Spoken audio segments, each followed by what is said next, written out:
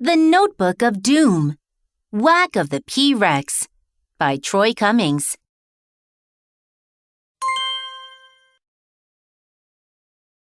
Chapter 1. Bedbugged. Alexander watched the six-legged creature creep out of its tunnel. It wiggled its antennae. Then it lifted a big white crystal above its shiny black shell.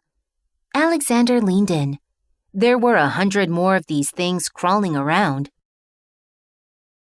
"Hey, kiddo," said Alexander's dad. "Is that an ant farm?" "Yeah," said Alexander. "We've been studying ants all week for science class. Our farms are due tomorrow."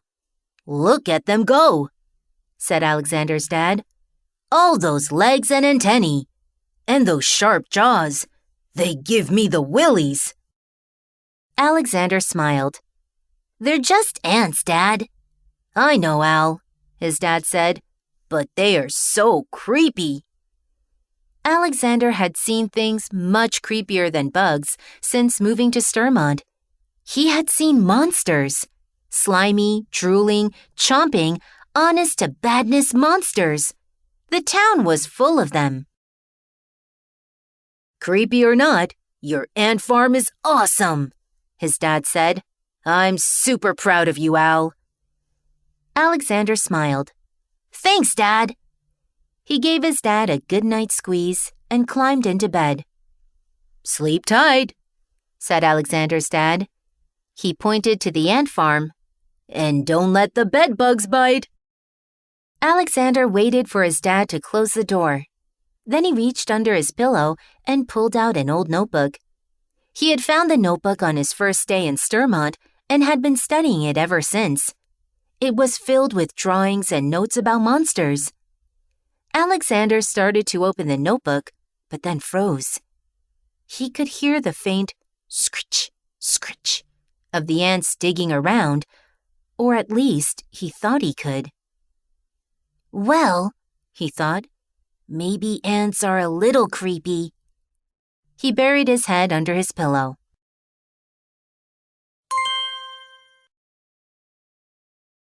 Chapter 2. Falling into Step. "Why are you walking like a zombie?" Alexander knew that gruff-sounding voice without looking up. "Good morning, Rip," he said. "I'm trying to keep my ant farm from shaking. I don't want to mess up the tunnels." "Yeesh," said Rip. "It's just a box of bugs. Who cares?" He gave his ant farm a toss in the air. Alexander kept his eyes on his ants. "Oh, great," said Rip. "Here comes another zombie, and this one's wearing a hoodie." Nikki shuffled into view, holding her ant farm at arm's length. "Go kiss a balloon goon, Rip," she said. Alexander laughed. Rip and Nikki were his two best friends, and this was about as good as the two of them ever got along. Together, the three friends were the only members of the super-secret Monster Patrol, the SSMP. They went to school by day and battled monsters by night, and morning, and late afternoon, weekends too. "You guys can take baby steps to school if you want," said Rip. "But I'm not going to creep around like a sleepwalking zombie because of some weenie ants. That's just... Ooh! Candy!" Alexander peeked over his ant farm. Pieces of candy lay scattered all over the sidewalk. Rip was on his knees scooping up as much candy as he could. "Don't eat that," said Alexander. "You don't know where—" "Too late," said Rip. He popped a lemon sucker in his mouth. "Wow! Super sour!" "Was there a parade?" said Nikki. "Sometimes people throw candy from parade floats, and look! There are strips of paper like confetti near the curb." Alexander thought for a moment. "I think we would have heard if there had been a parade," he said. "Especially a parade where something crashed into a pole." Alexander pointed up to a nearby lamppost. Rip gave his sucker a slurp. "Yow! It's totally wrecked. This lamppost was fine yesterday, Alexander said. He took a step back to look at the damage. That means… Whoa! Alexander stumbled and fell backward into a huge hole. Salamander! Nikki yelled. Are you okay? Salamander was Alexander's nickname. His friends called him that when they were joking around, doing homework together, or helping him climb out of a big hole. Oh no! Said Alexander. He held up his ant farm. The glass was cracked and the sand was shaken up. Alexander slid the ant farm into his backpack. Sorry, ants, he said. I didn't even see that hole. Salamander? Rip said. He crunched off the rest of his sucker and pointed to the ground with a stick. That's no hole. It's a giant footprint.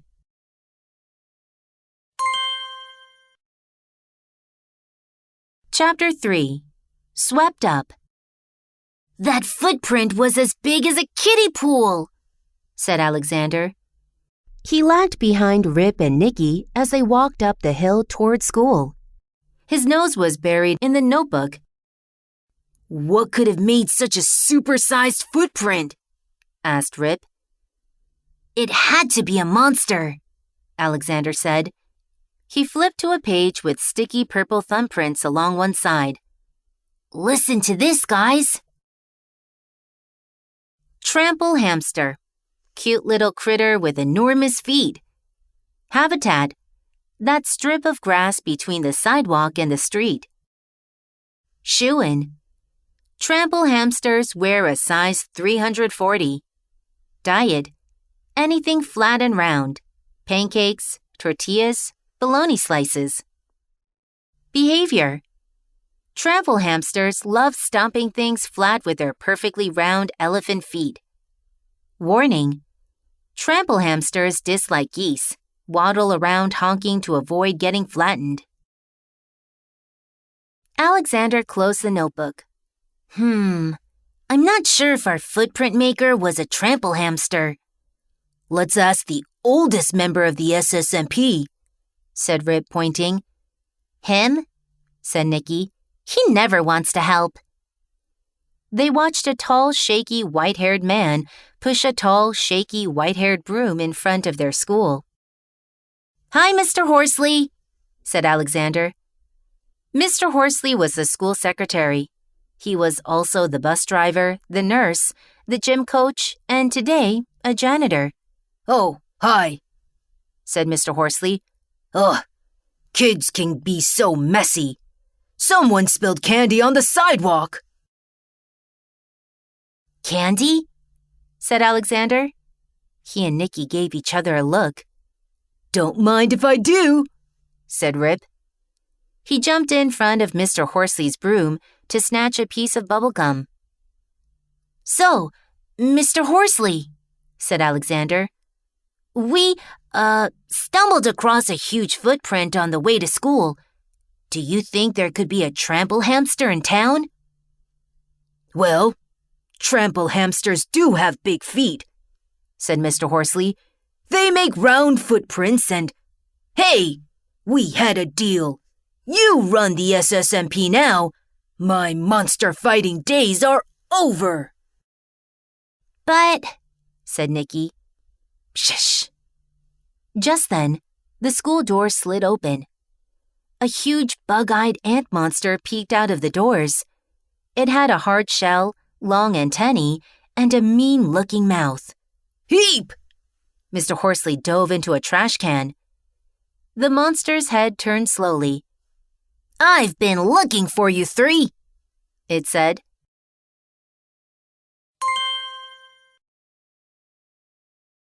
Chapter 4. Showstopper. Actually, it wasn't an ant monster popping out the doors. It was Alexander's teacher, Mr. Plunkett. He was wearing a full-body ant suit. Happy Ant Day, students, he said. Head to the auditorium right away. We're having a surprise assembly. He handed Alexander a red flyer. Grab a seat and guard your sweets for Ant Day. Where? The auditorium. When? Right now. Oh, and Alexander, said Mr. Plunkett, chuckling, did something follow you out of the bathroom this morning? Huh? Said Alexander. You've got toilet paper stuck to your shoe, said Nicky. Alexander looked down. Sure enough, a white strip of paper trailed behind his heel. He tore it off and tossed it in the trash. Okay, Sticky Foot, said Rip. Let's head to the auditorium and get this over with. Alexander followed his friends into Sturmont Elementary, which used to be Sturmont Hospital. This building has an auditorium? He asked. They came to a set of doors. Yeah, said Nicky. This used to be the room where doctors could watch other doctors do surgery. Ugh, we're going to need surgery on our brains after sitting through Plunkett's Ant Day assembly, said Rip. The three friends sat in the back of the crowded auditorium. A moment later, the lights went out. Rip tossed a piece of bubble gum into his mouth. Mr. Plunkett came onto the stage in his ant suit. He was wheeling out something tall and flat, covered by a sheet. Good morning, Sturmont Elementary, Mr. Plunkett said. Every year, I have my students keep ant farms. And every year, I collect those ant farms. But where do I put all the ants? The crowd was silent. Rip snapped his gum. Mr. Plunkett smiled. I add them to this. He yanked away the sheet, revealing a glass rectangle the size of a billboard. The glass was filled with sand. The sand was filled with tunnels, and the tunnels were filled with ants. Millions of them. A giant ant farm? Said Alexander. That's no farm, said Nicky. That's an ant city. The crowd cheered until a voice shouted from off stage. Stop! Everyone gasped as Principal Vanderpants charged onto the stage. Mr. Plunkett took a few steps back. How dare you bring these insects into Sturmont Elementary? Said Miss Vanderpants, especially after what happened to our old school. Alexander looked over to his friends. Nicky shrugged. Rip was busy blowing a bubble. Mr. Plunkett said. You said that this assembly would be educational, Miss Vanderpants said. But instead, you've brought in millions of pests. Move this project outside, behind the school. She faced the audience. Students, you'll have lunch early today. Bring your backpacks. Afterward, you will have science class outside, on the playground. The students cheered, louder than before. Mr. Plunkett's antennae drooped as he dragged his ant farm off stage. Now, Miss Vanderpants continued, I will be giving you a surprise spelling quiz. The cheering stopped. Your first word is... She paused. Then she pointed to the back row. Ripley Bonkowski, she growled. No gum in school. Pop.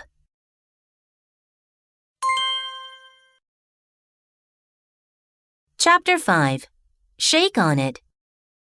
After the world's longest spelling quiz, the students headed to the cafeteria. Aw, rats, said Nicky. I miss having pie for lunch. Alexander, Rip, and Nicky sat at their usual table. Alexander pulled his lunchbox out of his backpack. It was covered in sand from his cracked ant farm. Hey, Nicky, he said. I packed some strawberry gummies for you. Thanks, Salamander, Nicky smiled, flashing her sharp-looking fangs. She was secretly a monster, a good monster called a jampire. Jampires loved red, juicy treats. Alexander brushed off his lunchbox and flipped it open. Ah! He jumped out of his chair.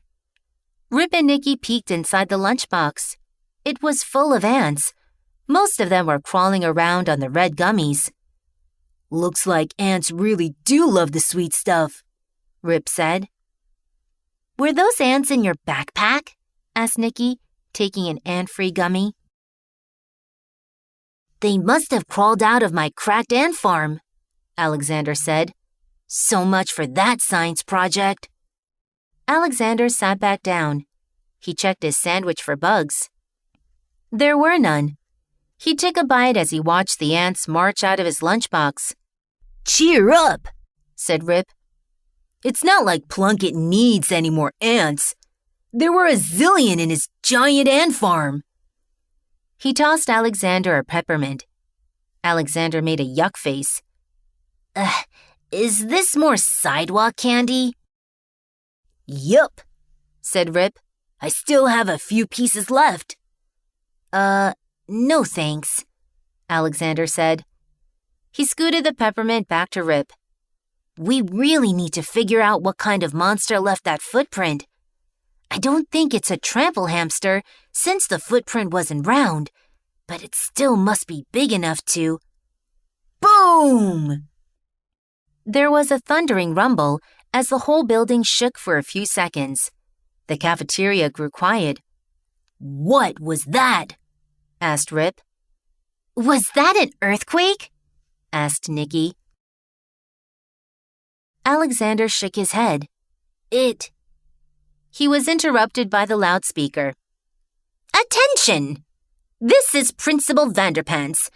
You may have noticed a minor vibration. This shaking was likely caused by bulldozers at our new school building down the street.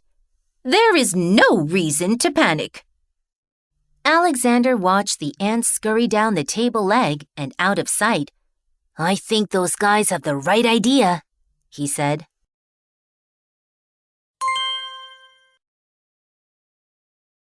Chapter 6. Cracked Up. Class outside is going to be awesome, said Rip. Alexander slid his sandy lunchbox into his backpack. As long as we don't get squashed by the huge footprint-leaving monster, he said. Alexander, Rip, and Nicky followed their classmates to the playground. Rip stopped walking and started laughing. What? Asked Alexander. Second time today, he said. Rip pointed to Alexander's left foot. Alexander looked down. A pink square of paper clung to his shoe. He rolled his eyes and tore it off. Line up, everyone! Mr. Plunkett shouted. He had set up his ant city near the jungle gym. Have your ant farms out! It's time to move your ants into their new home!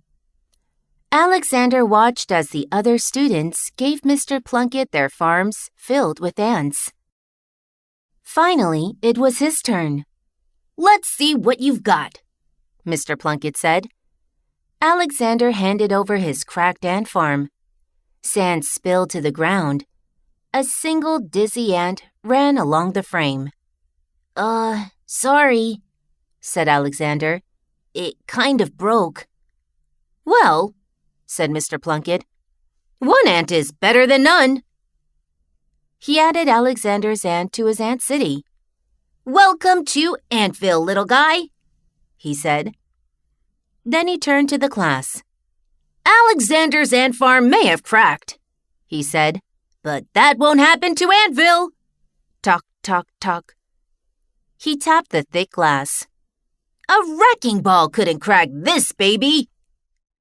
Mr. Plunkett nodded toward the school. I wish I could say the same for this place. Alexander looked up and gasped. An enormous crack ran down the side of Sturmon Elementary. At the bottom of the crack, there were 2 wide holes. More giant footprints, whispered Alexander. And check it out, said Rip, pointing. Another pile of candy. The earthquake at lunch, said Nicky. Come on, Nikki. We know it wasn't an earthquake, said Alexander. It was a huge footprint-making monster attacking our school.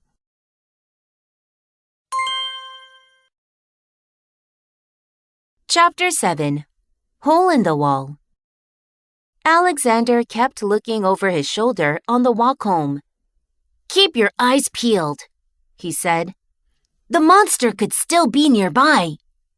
So, what kind of monster is it? Rip asked. It must be enormous. Alexander shook some sand out of the notebook. Here's a super big one, he said. He read the page aloud. Skyscraper scraper.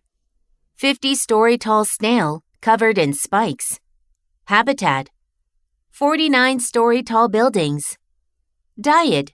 Bricks, glass, and steel. Slowpoke. Skyscraper scrapers always come in last place. Behavior. This monster grinds its spiky shell against tall buildings. It eats whatever falls off. Warning. Skyscraper scrapers are only afraid of one thing: French chefs. Carry a spatula and say bonjour a lot to stay safe. What do you think, guys? Alexander asked, shutting the notebook. I don't know, said Rip. He popped a chocolate drop into his mouth.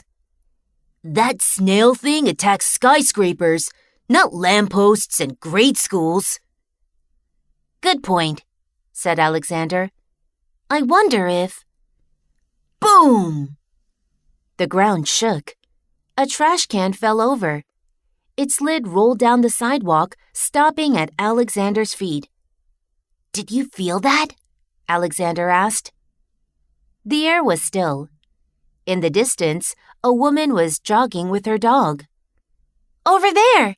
Behind the roller rink! Said Nikki. She pointed to a roundish building nearby. They watched birds scatter from behind the roller rink. The trees were shaking.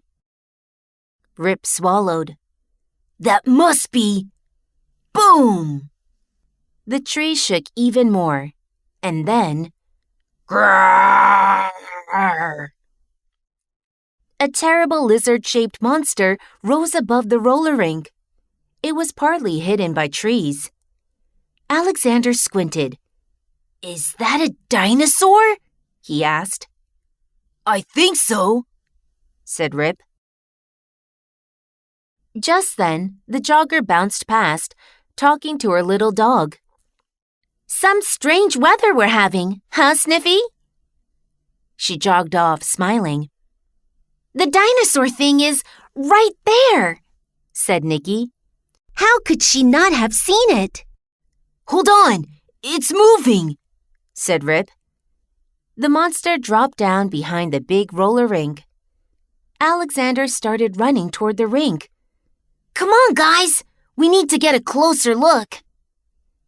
They ran over and peeked around the edge of the building.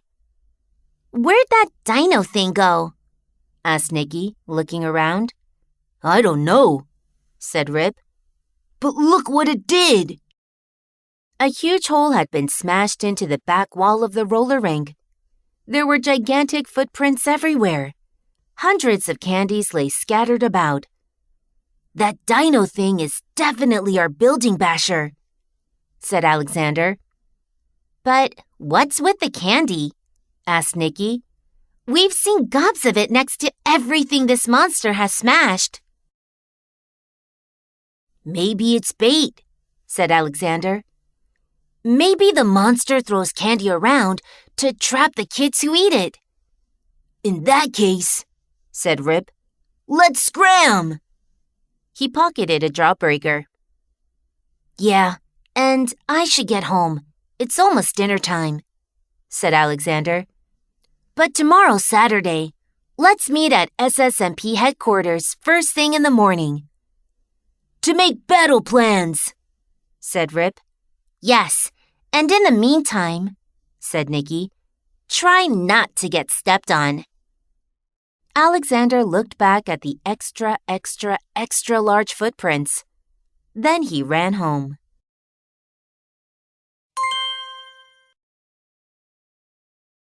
Chapter 8. Sticky Situation. "Al, you're home," said Alexander's dad. He was on the front porch reading the latest issue of Captain Cuspid.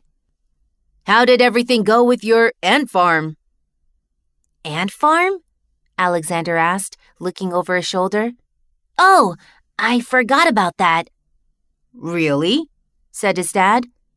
"What could make you forget something so important? I bet your ant farm was a big smash." Yeah," said Alexander. "You could say that." His eyes darted to the swaying treetops across the street. Alexander gulped. "Dad, can we go inside now?" "Sure thing, Al," his dad said. "Just as soon as you get that paper off your shoe." Alexander blinked. "Not again," he said. He pulled the strip of paper from the bottom of his shoe. This time, the paper was bright green and covered in sticky purple goo. "This isn't toilet paper," he thought. He touched the goo and gave it a sniff. Sour grape. "Taffy?" he thought. "More candy! This must be connected to the Dino Monster. But how?" Alexander looked at his sticky purple finger. He gasped. "Purple thumbprints!" He dashed upstairs to his room. He opened the notebook to the Trample Hamster pages. Purple thumbprints ran along one side. He sniffed. The page smelled grapey. The next 2 pages were stuck together by purple taffy. He carefully peeled the sticky pages apart. "Aha!" he shouted. P-Rex, Piñatasaurus Rex. The P stands for piñata, like the colorful paper container you bust open at your cousin's birthday party, except this piñata is the size of a T-Rex. Howdy. P-Rexes are friendly to smaller piñata monsters. Habitat. Outdoors. They're way too big to come inside. Diet. They don't eat anything. That's because they're full of candy. Behavior. P-Rexes love smashing things. The bigger, the smashier. Warning. Whack a P-Rex before it whacks you. Here's how. 1. Wear a blindfold and spin around 3 times. 2. Wallop the P-Rex with a stick. 3. Watch it break open. Psst! Sweet surprise inside. Alexander closed the notebook. Everything made sense now. The giant footprints, the piles of candy, the smashed buildings, even the paper stuck to his shoe. He couldn't wait to tell Rip and Nicky.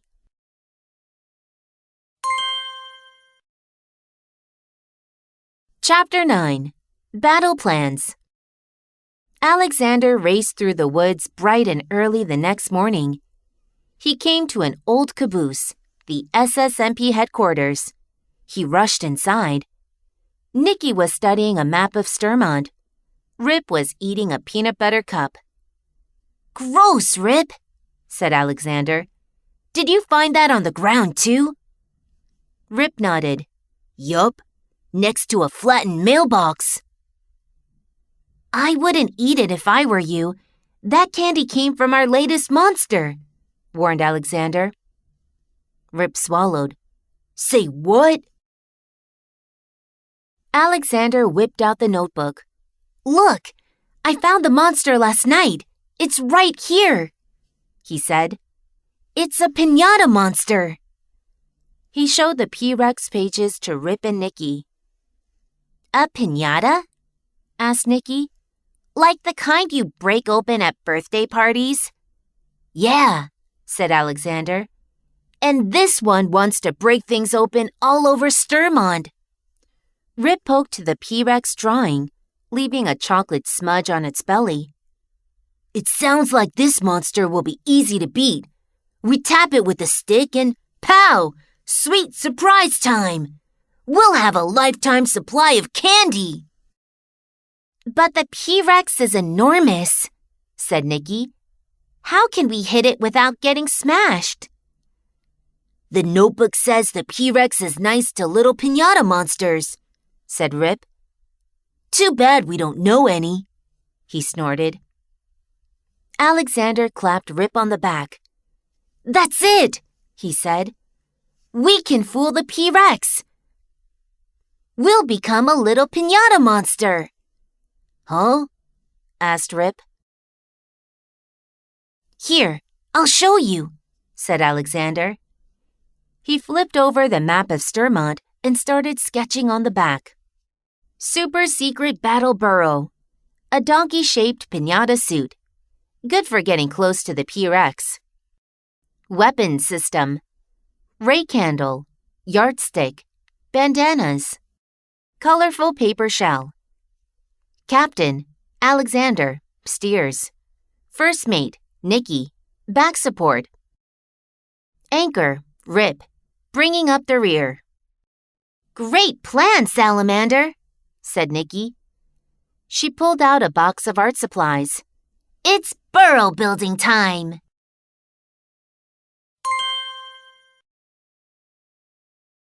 Chapter 10. Follow the leader. The rainbow-colored paper battle burrow wobbled to its feet. Seconds later, the three voices inside began to argue. You really think this costume will fool the P-Rex? asked Nikki. Yes, definitely, said Alexander. Probably. Well, we'll see. You mean you'll see, said Rip. We're totally blind back here. If it makes you feel better, said Alexander, I can barely see through these nose holes. That does not make us feel better, said Nikki. The battle burrow tromped through the woods. It was awkward at first, but after a few stumbles, Alexander, Rip, and Nikki began marching as one six-legged donkey. Are we there yet?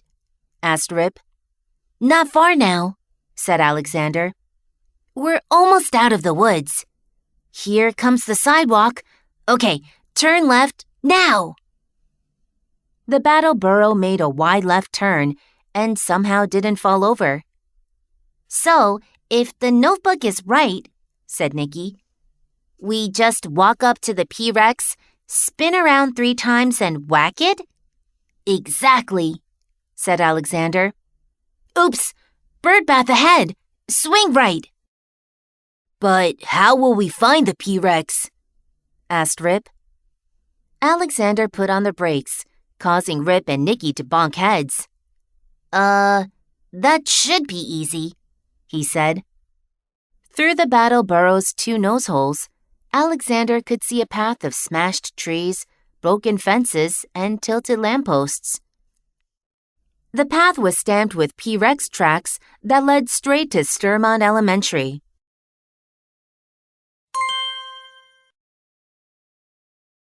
Chapter 11. Don't lose your head. Grrrr!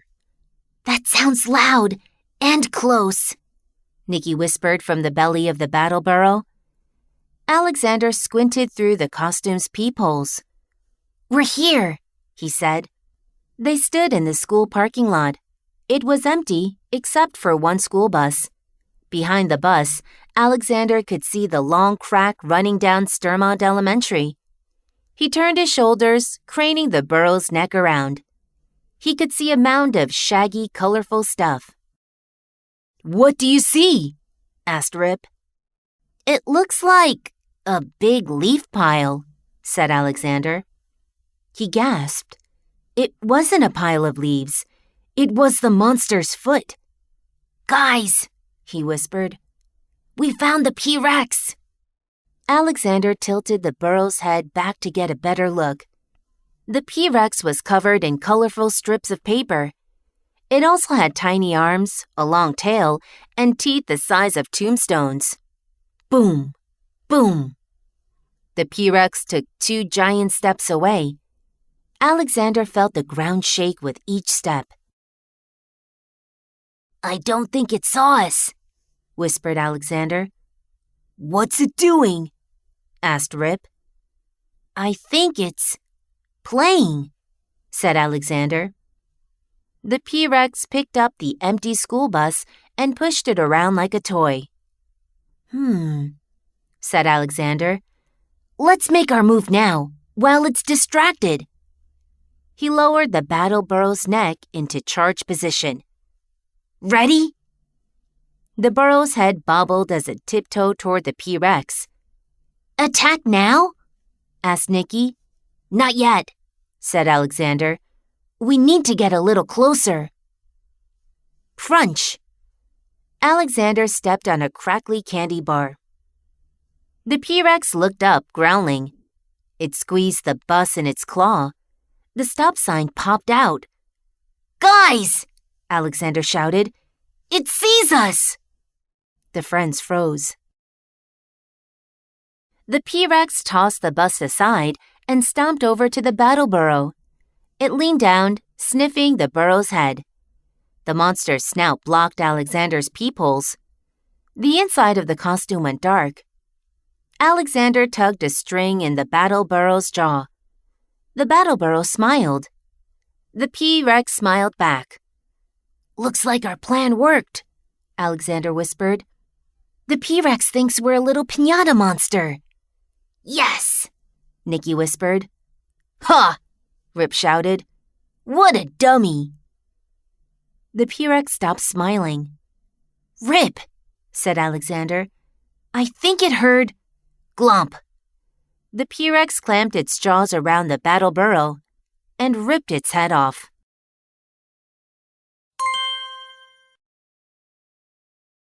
Chapter 12. Blindside. The P-Rex looked confused by the strange creature at its feet. It had the body of a colorful piñata and the head of an Alexander Bop. Howdy," said Alexander. He gave a little wave. The monster roared, firing pieces of candy from its mouth. Grrrr! Alexander's cheek stung as he got hit with flying jelly beans. The P-Rex raised its huge foot above what was left of the Battle-Burro, ready to stomp. "Attack!" Alexander shouted to his friends. Alexander, Rip, and Nicky tore out of the costume. Friff! They rolled to the side just as the P-Rex's foot came crashing down. "Blindfolds on!" Alexander shouted. Rip and Nicky pulled the bandanas down over their eyes. They each spun around 3 times. Then they ran in different directions, swinging their sticks like battle axes. Alexander circled the P-Rex, shouting orders to his blindfolded friends. "Rip, swing left! Right! Nicky, duck!" The P-Rex didn't know whom to chase. It spun around, nearly swiping Nicky with its heavy tail. Whiff! Rip took a swing and missed. "Guys!" Alexander yelled. "Just come, oof!" The P-Rex snatched up Alexander. "Salamander!" called Rip. "Gah!" Alexander cried out as the P-Rex squeezed him in its claws. The monster lifted him up to its open mouth. The P-Rex's breath smelled like the inside of a trick-or-treat bag, mint and peanut butter and sour grape and chocolate. Rip yanked off his blindfold. He ran over to the P-Rex and began punching its pinky toe. Ploff! Alexander kicked the monster in the snout. Colorful bits of paper flaked off its nose. The P-Rex looked back at him, frowning. Alexander shouted down to Rip. "This big, loud monster really is just made of paper. We can shred it! Go get Nicky!" Rip found Nicky. She was still blindfolded, attacking a trash can. He led her back to the P-Rex. The monster leaned down, about to grab Rip. "Hit it, Nicky! Now!" Alexander shouted. Nikki gritted her fangs and swung her rake handle hard. Whack! The end of her stick connected with the P-Rex's belly. Then Alexander went flying through the air.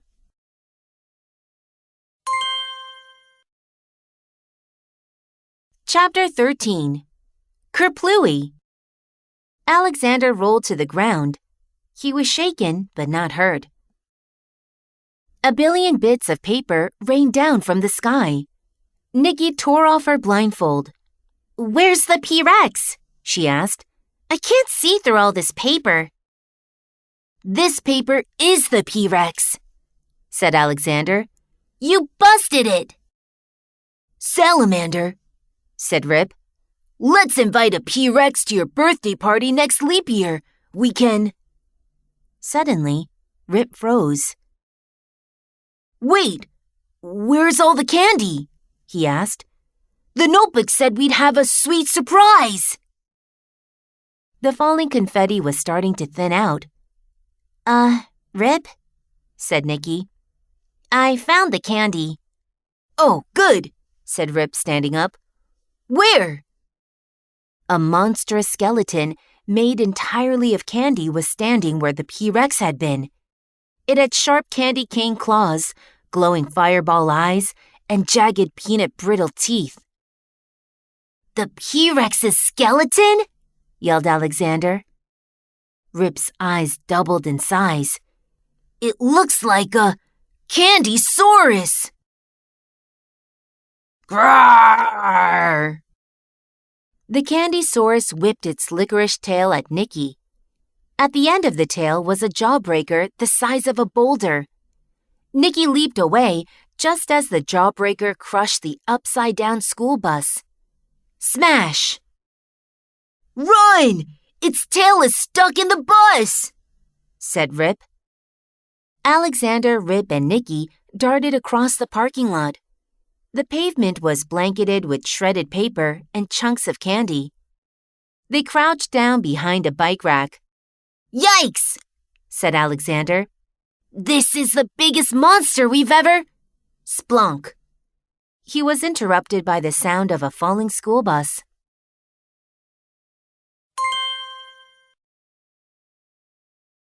Chapter 14. Playtime. Alexander peeked over the bike rack. The school bus had been smashed into the ground, but the monster was nowhere to be seen. Where did it go? Asked Rip. The monster took one look at you and ran, said Nikki. I'm sure that enormous Candysaurus wants to smash bigger things than us, said Alexander. Things like... Karoom! The ground shook hard enough to rattle Alexander's bones. The Candysaurus must be behind the building, yelled Nikki. Karoom! The crack in Sturmont Elementary grew a little larger. Come on, said Alexander. We can't let this monster flatten our school. They rushed around to the back of the building. The Candysaurus was near the playground. It bared its teeth as it pounded the school with its jawbreaker tail. Look at those claws! And that smashy tail! Said Nikki. It is scary looking, said Rip. But it's kind of slow. Alexander turned to his friends. We can bring this thing down. Follow my lead. He sprinted across the playground and raced up the slide. Hey, Fossil Face! He shouted. Quit smashing our school! Grrrr! The Candysaurus stomped toward the slide. It lunged at Alexander. Snap! Alexander dodged its bite. He zipped down the slide, kicking the monster in the knee. Crunk! A hunk of hard candy flew off its kneecap. The monster took a step back. Rip pumped his fist. Take that, Toffee Brain! He yelled. Then Rip jumped down onto the seesaw. The opposite end flew up and, pow, socked the monster in the jaw. The Candysaurus's fireball eyes rolled in their sockets, but the monster picked Rip up and pinned him against the tetherball pole. It smacked the tetherball with its tail. Whap! The ball twirled on its cord, binding Rip in place. "Leave him alone!" yelled Nicky. She sailed high on the swing set, kicking the Candysaurus right in its peanut-brittle teeth. Crunch! Roar!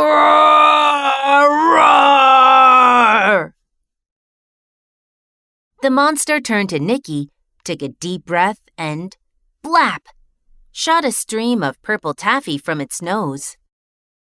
Nicky tried to run, but the goo hardened around her legs, fixing her to the four-square court. Alexander looked to Nicky, then to Rip. Both of his friends were trapped. The Candysaurus leaped onto the merry-go-round. It slowly spun around, keeping its glowing red eyes locked on Alexander.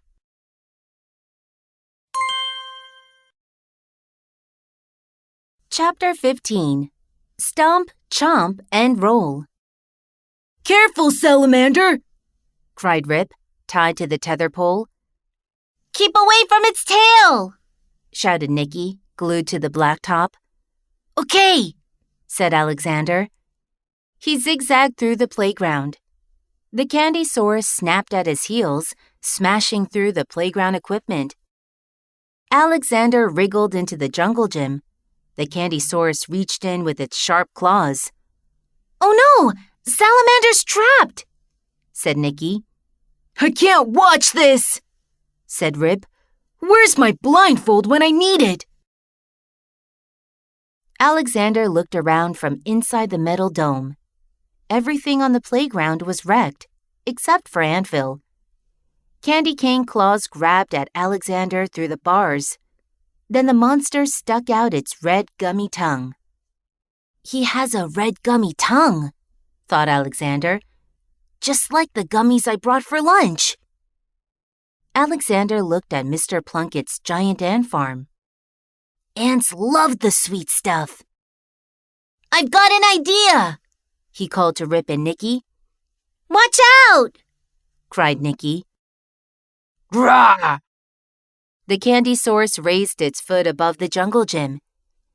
Alexander scrambled out from between the bars, just as, clank! The monster flattened the jungle gym. Alexander sprinted between the Candysaurus's legs. He skidded to a halt near Antvil. "Run, Salamander!" shouted Nicky. Alexander planted his feet. "What are you doing?" yelled Rip. "Keep moving!" Alexander looked into the monster's fiery red eyes. "Take your best shot, monster!" "Grah! Har har!" The Candysaurus's roar sounded like a laugh. Then it swung its wrecking ball tail at Alexander. Whoosh! Alexander ducked. He could feel the rush of wind as the jawbreaker shot over his head. Whack!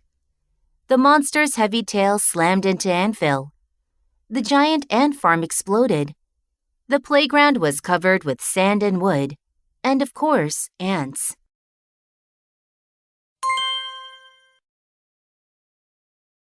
Chapter 16. Feeling Antsy. A gazillion ants streamed out of Mr. Plunkett's broken ant farm. Grar! The Candysaurus picked up one foot, then the other. Soon it was doing a little dance. Within seconds, the candy monster was up to its gumdrops in ants. The Candysaurus roared one last time before it was completely covered with hungry ants. Alexander untied Rip from the tetherball pole. Thousands of ants chomped away at the taffy that was holding Nicky down. She ran over to Alexander and Rip. "Guys, look!" Alexander said. The Candysaurus was gone. The ants had eaten the entire monster from snout to tail. All that was left was a single sour ball. "I wonder why the ants didn't eat that," said Nicky. Rip picked it up, brushed it off, and glomp. popped the sour ball into his mouth. Alexander and Nikki stared at him. "What?" said Rip. "Candy is candy." Alexander and Nikki looked at Rip again. He swallowed. "What?" he said. "So it came from a monster. No big deal." "I guess we'll find out," said Alexander. He took the notebook from his backpack and... "You three!" shouted a voice. Miss Vanderpants came storming across the playground. "Explain yourselves," she said. We didn't do this," Alexander said. "At least not all of it." Miss Vanderpants frowned. "I know you didn't do this," she said. "But you shouldn't be on school grounds on a Saturday. We're dealing with a major..." She glanced at the crack in the building. "Pest problem." Sorry, Miss Vanderpants," said Alexander. He turned to his friends. "We were just leaving." They got out of there. "Pest problem?" said Nikki. "What was that about? And besides, she should be thanking us. We saved the school." "Totally," said Rip. "The SSMP bashed the mighty P-Rex and licked the Candysaurus." "Yeah," said Alexander. "It was pretty sweet." He grabbed his pencil and made a new entry. Candysaurus, a giant dino skeleton made of candy. Habitat, inside a P-Rex. Boogie, Candysauruses dance when covered in ants. Diet, it doesn't eat much, but candy flies out of its mouth when it roars. Behavior, smashy smashy. Warning, either end is trouble. Taffy blasting nose. Jawbreaker tail. Troy Cummings has no tail, no wings, no fangs, no claws, and only one head. As a kid, he believed that monsters might really exist. Today, he's sure of it. Behavior. This creature likes losing to his kids at board games. Habitat. Troy Cummings lives in Indiana, a state that's shaped like a monster. Diet. Prunes. Squishy, slimy, wrinkly prunes. Yum. Evidence. Few people believe that Troy Cummings is real. The only proof we have is that he supposedly wrote and illustrated The Incy Wincy Spider Freaks Out and Giddy Up Daddy. Warning.